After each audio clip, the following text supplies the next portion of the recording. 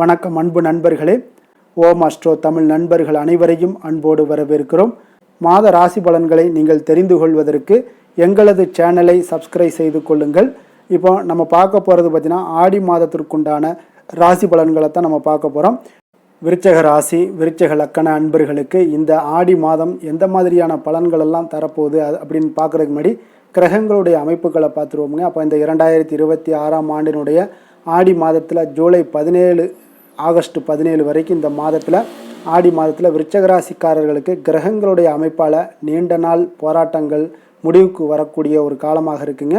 அதிர்ஷ்டமும் வெற்றியும் உங்களுக்கு தேடி வரக்கூடிய ஒரு உன்னதமான ஒரு பொற்காலம் என்றே சொல்லலாமுங்க. அவ்வளோ ஒரு சிறப்பான ஒரு மாதமாக அமைய போகுது. செவ்வாயை அதிபதியாக கொண்ட உங்களுக்கு இந்த மாதம் கிரகங்களுடைய நிலைகள் தரக்கூடிய சில விரிவான பலன்களையும் மாற்றங்களையும் தான் நம்ம பார்க்க போகிறோங்க. அப்போ இந்த ஆடி மாதத்தில் சூரியன் பார்த்தீங்கன்னா விருச்சக ராசிக்காரர்களுக்கு ஜூலை 17 அன்று சூரியன் 9ஆம் வீடான பாக்கியஸ்தானத்திற்கு கடகத்திற்கு மாற்றி அங்கேயே அந்த ஒரு மாத காலமும் இருப்பாருங்க. அப்போ குரு பகவான் உங்களுடைய ராசிக்கு 9ஆம் வீட்டில் உச்சம் பெற்று சஞ்சாரம் செய்கிறாருங்க. சூரியனுடன் குருவும் 9ல் இணைவது மிக உயரிய ஒரு பாக்கிய யோகத்தை உருவாக்குகிறதுங்க. அப்போ உங்களுடைய ராசிக்கு குருவினுடைய பார்வை 5ஆம் பார்வை நேரடியாக கிடைக்கிறதுனே சொல்லலாமுங்க. அப்போ ராகு 4ஆம் வீட்டில் கும்பத்தில் சஞ்சாரம் செய்கிறாரு. கேது 10ஆம் வீடான தொழில் ஸ்தானத்திலையும் சிம்மராசியில் சஞ்சாரம் செய்கிறாருங்க.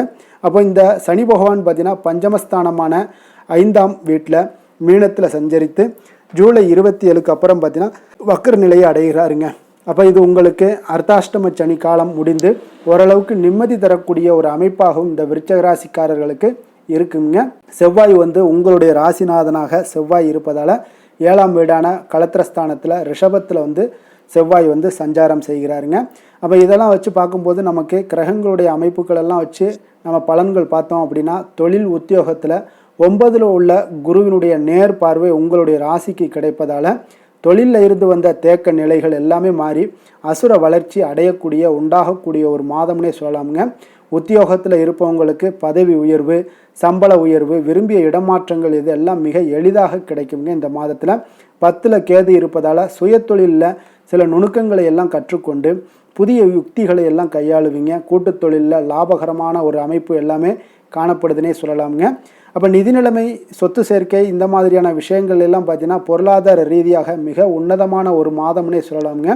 பாக்கியஸ்தான குருவினுடைய பலத்தால் வராது என்று நினைத்த பழைய கடன்கள், நிலுவைத் தொகைகள் இது எல்லாமே உங்களுக்கு கைக்கு வந்து சேரக்கூடிய ஒரு காலமாக இருக்குங்க. பூர்வீக சொத்துக்கள் மூலம் பெரிய லாபங்கள் எல்லாமே உங்களுக்கு கிடைக்கக்கூடும். புதிய வீடு, நிலம், வண்டி வாகனங்கள் வாங்குவதற்குண்டான ஒரு யோகமும் உங்களுக்கு மிக வலுவாக காணப்படுதுங்க.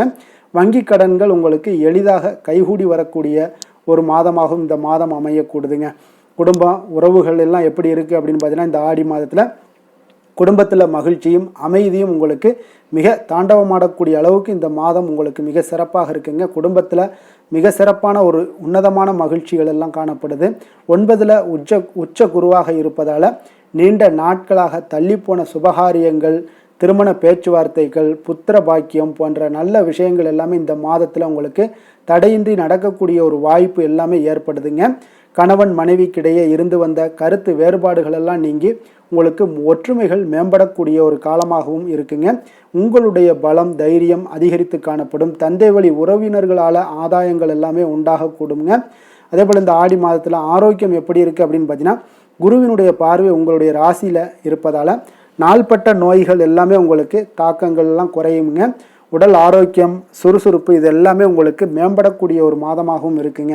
அப்போ செவ்வாய் 7ல் இருப்பதால் சனியினுடைய பார்வை பெறுவதாலும் உஷ்ண சம்பந்தமான உபாதைகள், இரத்த அழுத்தம் அல்லது சிறு அசதிகள் இந்த மாதிரியான விஷயங்களில் கவனமாக இருங்க. கோபத்தை குறைத்து நிதானத்தை கடைபிடிப்பது இந்த மாதம் உங்களுக்கு மிக நன்மைகளை ஏற்படுத்தி கொடுக்கக்கூடிய ஒரு மாதமாக இருக்குங்க.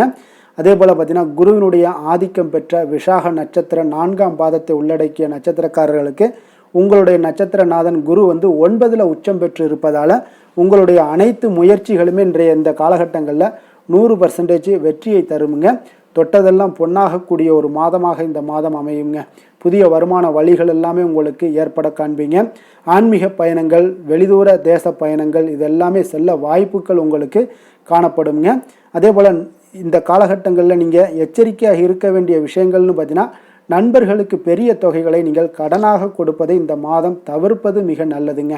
அதே போல் பார்த்தீங்கன்னா, அனுசம் நட்சத்திரம், அதாவது சனியினுடைய ஆதிக்கம் பெற்ற அனுச நட்சத்திரக்காரர்களுக்கு 5ல் இருக்கக்கூடிய நட்சத்திரநாதன் சனி வக்கரம் அடைவதால் பிள்ளைகளுடைய கல்வி, ஆரோக்கியத்தில் இருந்து வந்த கவலைகள் எல்லாமே இந்த மாதம் உங்களுக்கு நீங்க கூடுங்க. அரசு வேலைக்கு தேர்வு எழுதியவங்களுக்கு சாதகமான முடிவுகள் எல்லாமே இந்த மாதம் வரக்கூடிய ஒரு வாய்ப்பு இருக்குங்க. உத்தியோகத்தில் சக ஊழியர்களுடைய ஆதரவுகளும் இந்த மாதம் பெருகக்கூடும்.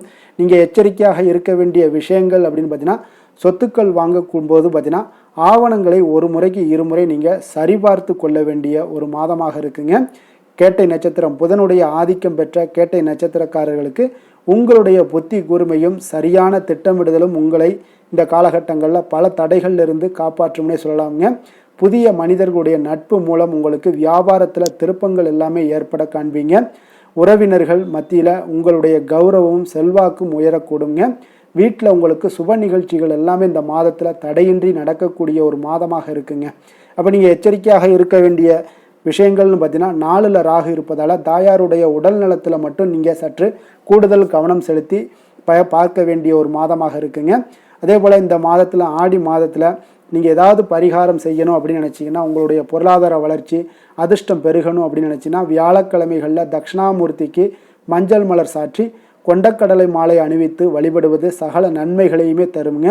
அதே போல் தொழில் தடைகள் நீங்க ஆரோக்கியத்திற்கு செவ்வாய்க்கிழமையில் முருகப்பெருமானுக்கு அபிஷேகம் செய்து அல்லது செவ்வரளி மலர் சாற்றி வழிபடுவது உங்களுடைய முன்கோபத்தை எல்லாம் குறைத்து நற்பலன்களையும் உங்களுக்கு ஏற்படுத்தி தரக்கூடிய ஒரு காலமாக இருக்குங்க. விருச்சக ராசிக்கு நன்மை செய்யும் ஹோரை பலன்கள்னு பார்த்தீங்கன்னா, சந்திரன், குரு, சுக்கிர ஹோரைகள் உங்களுக்கு அதிக அனுகூலத்தை கொடுக்கக்கூடுங்க. கல்வி, வேலை, பூமி சம்பந்தமான காரியங்கள், வாகனம் சம்பந்தமான முயற்சிகள் அனைத்திற்கும் பார்த்தீங்கன்னா, நீங்கள் சுக்கிர ஹோரையை பயன்படுத்துவதால் உங்களுக்கு நன்மைகள் சற்று அதிகமாக ஏற்படுங்க. சுப நிகழ்ச்சிகளுக்கு பார்த்தீங்கன்னா, நீங்கள் குரு ஹோரை உங்களுக்கு அதிக நன்மைகளை ஏற்படுத்தி கொடுக்குங்க. எதுலையுமே பார்த்தீங்கன்னா எச்சரிக்கையாக செயல்படக்கூடியவர் இந்த விருச்சக ராசி அன்பர்களுங்க.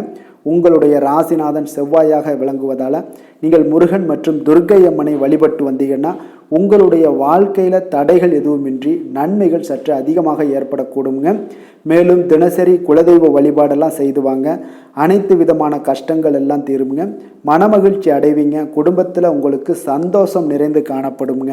அப்போ குலதெய்வ வழிபாடு செய்வதால் பார்த்தீங்கன்னா மென்மேலும் உங்களுடைய வளர்ச்சியும் அதிகரிக்க கூடுங்க.